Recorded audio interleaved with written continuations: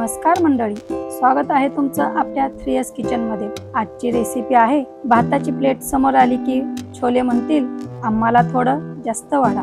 आज आपण बनवणार आहोत एकदम झणझणीत, मसालेदार आणि चविष्ट छोले। आज विशेष म्हणजे सगळं साहित्य एकत्र करा, कुकर मध्ये टाका आणि काम झालं। चला तर मग सुरुवात करूया।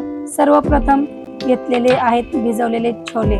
यामध्ये बारीक चिरलेला टोमॅटो, 4 ते 5 उभ्या चिरलेल्या हिरव्या मिरच्या घालूया। आता चवीचा खरा खेळ सुरू होईल। यामध्ये घालूया छोटी इलायची, मोठी इलायची आणि तेजपान, सोबत कस्तुरी मेथी, तिखट, धनेपूड, हळद आणि पावभाजी मसाला।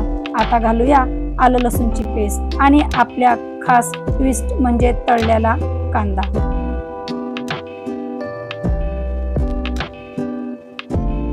त्यावर 2 चमचे तेल, अख्खा लसूण आणि चवीनुसार मीठ घालूया।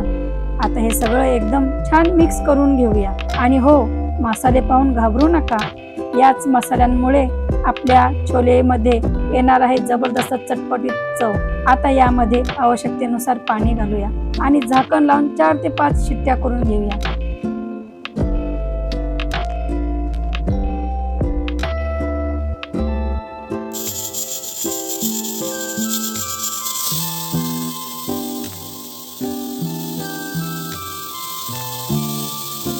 कुकरची शिट्टी झाली की झाकण उघडूया आणि बघा मंडळी, काय सांगू, सुगंध असा आला की शेजारचे सुद्धा विचारतील काय बनवलं आहे आज। आपले गरमागरम मसालेदार झणझणीत छोले तयार आहेत।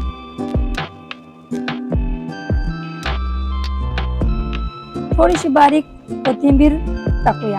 आता हे छोले गरमागरम भातासोबत सर्व करूया। एक घास भाताचा आणि त्यावर हे झणझणीत छोले, बस साधा भात ही आज एकदम स्पेशल झाला। तर मंडळी, ही रेसिपी आवडली असेल तर व्हिडिओला लाईक करा, शेअर करा आणि 3S किचन चॅनलला सबस्क्राईब करायला विसरू नका। आणि कमेंट मध्ये नक्की सांगा तुम्ही हे छोले भातासोबत खाणार की पोळी भाकरी सोबत। पुन्हा भेटूया एका भन्नाट रेसिपी सोबत। तोपर्यंत खा आणि आनंदी राहा। धन्यवाद।